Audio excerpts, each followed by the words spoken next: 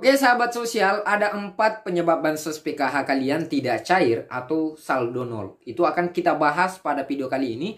Silahkan disimak baik-baik. Oke?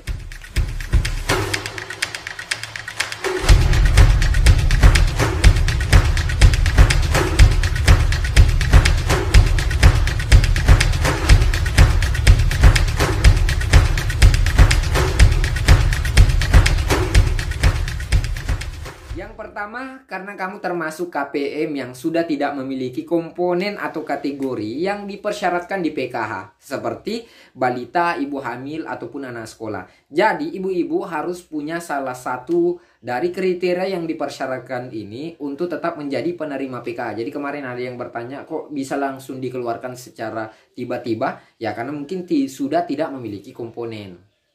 Yang kedua, karena ibu-ibu termasuk lansia atau penyandang disabilitas tunggal. Lansia ataupun penyandang disabilitas tunggal itu tidak termasuk kriteria yang dipersyaratkan. Kenapa? Karena Kemensos itu punya bidang lain yang menangani lansia ataupun penyandang disabilitas tunggal. Jadi kalaupun misalnya sudah lansia, umurnya sudah 70 tahun, atau ada penyandang disabilitas tunggal. Disabilitas tunggal ini adalah keluarga, anggota rumah tangga yang memang tidak mampu bergerak, tidak mampu beraktivitas tanpa bantuan orang lain. Nah, kalau misalnya ini tidak punya pengurus atau mungkin yang urus itu bukan keluarga inti, itu termasuk tunggal atau keluarga tunggal. Akhirnya itu tidak ditanggung dalam kepesertaan PKH. Nah, yang ketiga, kamu sudah mengundurkan diri atau graduasi mandiri dari PKH. Jadi di PKH itu ada yang disebut graduasi mandiri yang dimana perilaku secara sadar ini mengundurkan diri dari PKH karena mungkin sudah merasa mampu atau sudah tidak layak untuk mendapatkan bantuan. Jadi kalau memang sudah tidak layak mendapatkan bantuan, sudah miskin, sudah termasuk keluarga mampu, itu sahabat sosial boleh atau berhak untuk mengundurkan diri dari PKH. Dan yang keempat atau yang terakhir itu adalah anomali data. Jadi banyak yang belum paham ini anomali data ini seperti apa. Jadi anomali data itu penyebabnya banyak. Seperti mungkin tidak padanya data di Kemensos, DTKS, atau NIK-nya tidak padan di Dukcapil. Jadi kalau misalnya sahabat sosial merasa ada datanya yang bermasalah, atau misalnya mungkin sekarang ini sudah pindah domisili misalnya, silahkan dilaporkan ke pemerintah setempat agar datanya itu tidak bermasalah atau mungkin sudah bisa dipadankan dengan data yang terbaru seperti itu. Nah, yang terakhir, apabila sahabat sosial dari poin 1 tadi hingga poin 3 itu masalahnya seperti itu berarti tidak punya peluang lagi untuk mendapatkan bantuan PKH. Sedangkan poin 4 tadi, kalau misalnya anomali data itu masih bisa diperbaiki dengan cara sahabat sosial bisa melaporkan ke pemerintah setempat atau langsung memperbaiki KK-nya di capil di wilayahnya masing-masing. Jadi ingat poin 1 hingga poin 3 itu tidak punya peluang lagi untuk mendapatkan PKH. Poin 4 itu masih bisa diperbaiki dan sekarang sahabat sosial bisa memperbaiki datanya ini di capil. Oke sahabat sosial, nah selain itu sebagai bahan disclaimer, saya mau meluruskan pertanyaan beberapa sahabat sosial terkait tentang bansos ini, bansos PKH ini. Jadi banyak yang mempertanyakan kenapa katanya tidak pernah mendapatkan bantuan sosial PKH atau mungkin katanya pernah didata tapi sampai hari ini belum pernah mendapatkan bantuan. Jadi misalnya mungkin ada yang pernah didata, tapi tiba-tiba kok bantuannya itu keluar yang dapat mertuanya. Jadi mungkin karena kamu kurang dekat sama Pak Desa. Jadi tidak. Jadi sebenarnya begini, sedekat apapun sama Pak RT, Pak Desa, Pak Lurah itu tidak ada efeknya. Salahnya kenapa bisa dapat itu mertuanya. Jadi begini sahabat sosial, itu karena sahabat sosial masih mengikut ke kartu keluarga mertuanya. Makanya yang dapat itu mertuanya. Karena perlu sahabat sosial ketahui nih.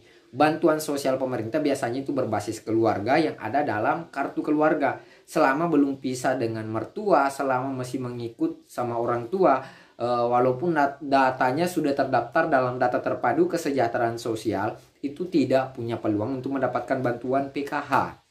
Seperti itu. Makanya saya harap sahabat sosial yang memang kurang mampu dan layak untuk mendapatkan bantuan PKH kalau selama ini belum pernah mendapatkan, yang mendapatkan itu masih mertuanya atau orang tuanya, saya sarankan untuk pisah kakak dulu dari orang tuanya ataupun dari mertuanya agar sahabat sosial bisa didaftarkan dalam data terpadu kesejahteraan sosial sebagai keluarga baru seperti itu. Selanjutnya ini mengenai masalah pemanfaatan bantuan PKH. Jadi beberapa kali saya mendapatkan laporan katanya banyak ibu-ibu yang dapat bantuan PKH itu tidak tepat sasaran. Nah, tidak tepat sasarannya kenapa? Karena pemanfaatan bantuannya itu bukan pada peruntukannya. Contoh nih, bantuannya itu dibelanjakan rokok, dipakai mudik, dibelanjakan gincu, daster, dan sebagainya. Padahal bantuan PKH ini punya tujuan atau punya peruntukan sendiri. Kenapa bantuan jadi ibu-ibu begini, kenapa PKH selama ini itu menjadi program prioritas nasional, PKH yang bantuan yang viral dan paling banyak diinginkan masyarakat? Karena memang bantuan PKH ini sangat membantu keluarga prasejahtera atau keluarga mampu. Nah, selain itu, selama sahabat sosial betul-betul menjadi penerima PKH yang disiplin dan rutin mendengarkan pendampingnya ataupun mengikuti pertemuan kelompok, itu punya potensi besar untuk berkembang. Jadi ibu-ibu sebenarnya sudah tahu atau belum ini? Kalau bantuan PKH itu sebenarnya bisa dikembangkan. Dikembangkan maksudnya, jadi dikembangkan untuk dijadikan modal usaha.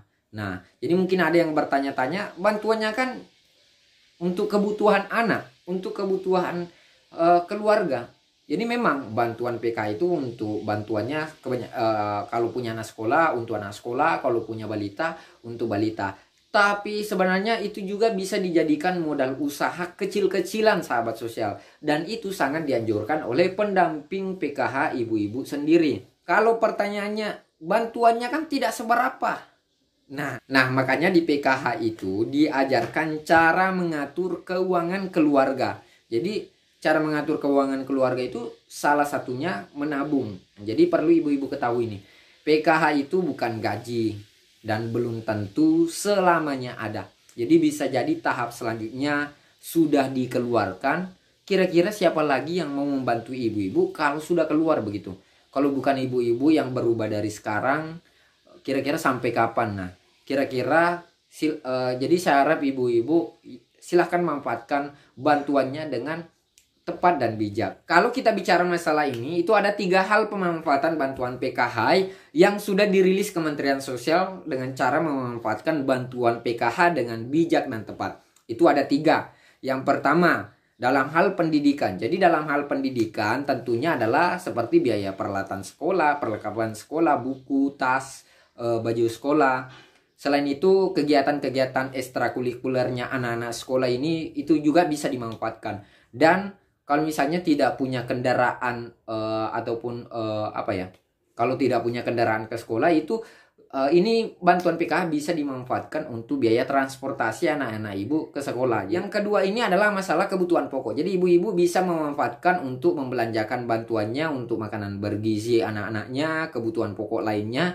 Ini bisa dimanfaatkan. Selain itu, kalau misalnya punya keluarga yang lagi sakit atau misalnya suaminya lagi sakit, atau lansianya yang ada di rumah itu lagi sakit, ini bisa dimanfaatkan untuk biaya pelayanan kesehatan. Selain itu misalnya ya seperti tadi, kalau misalnya tidak punya kendaraan, ini bisa digunakan untuk transportasi ke layanan kesehatan, misalnya kalau tidak punya kendaraan. Yang ketiga, ini meningkatkan pendapatan keluarga. Jadi seperti apa misalnya peningkatan pendapatan keluarga? Jadi bantuan PKH ibu-ibu itu bisa dijadikan modal usaha seperti yang saya bilang tadi.